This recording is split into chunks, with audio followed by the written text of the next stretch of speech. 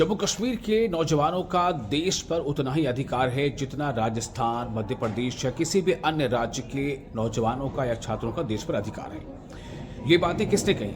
ये कहा है देश के गृह मंत्री अमित शाह ने। दरअसल अमित शाह जम्मू कश्मीर के तकरीबन 200 छात्रों से संबोधन कर रहे थे।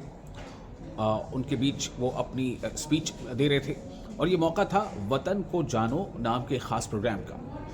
और इस प्रोग्राम का उद्देश्य ये है कि जम्मू कश्मीर के छात्रों को देश के अन्य रियासतों में ले जाकर और देश के अलग अलग जगहों पर ले जाकर उनको वहाँ से अवगत कराया जाए, उनके बारे में वहाँ जानकारी दी जाए और उन्हें ये एहसास कराया जाए कि जम्मू कश्मीर ही नहीं बल्कि पूरा देश उनका है और उनका अधिकार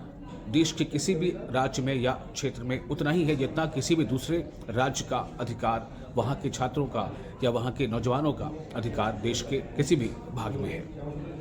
ये कार्यक्रम जो है ये गृह मंत्रालय के कोऑर्डिनेशन से और जम्मू कश्मीर समाज कल्याण जो विभाग है इनके कोऑर्डिनेशन से कार्यक्रम चलाया जा रहा है और इसी कार्यक्रम के तहत तकरीबन 200 बच्चे दिल्ली में कल मौजूद थे जब होम मिनिस्टर ने उनको खिताब करते हुए बातें कही। उन्होंने कहा कि जम्मू कश्मीर में अब शांति ही है।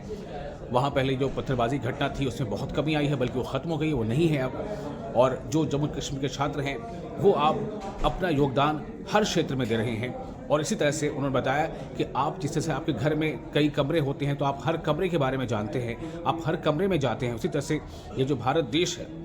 ये लगभग 30 जो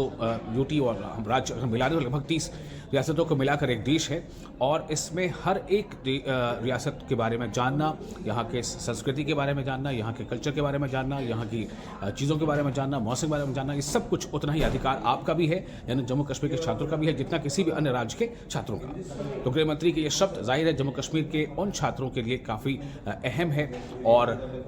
जो वो उस से सीखते हैं या देश के अन्य राज्यों में जब वो जाते हैं वहाँ की चीज़ों को सीखते हैं, जब वो वापस जम्मू कश्मीर आते हैं तो उनके अंदर ये एक भावना जगती है कि हम भी कुछ ऐसा ही करें, कुछ हमारे जो कल्चरल एक्सचेंज है या जो एजुकेशन के मामले में हो या स्पोर्ट्स के मामले में हो उसके एक्सचेंज है उसको लगातार हम बढ़ावा देते रहें और जम्मू कश्मीर को हम आगे अगर ले जाते हैं तो इसी तरह से वो देश के विकास में भी एक अपना किरदार निभाता है।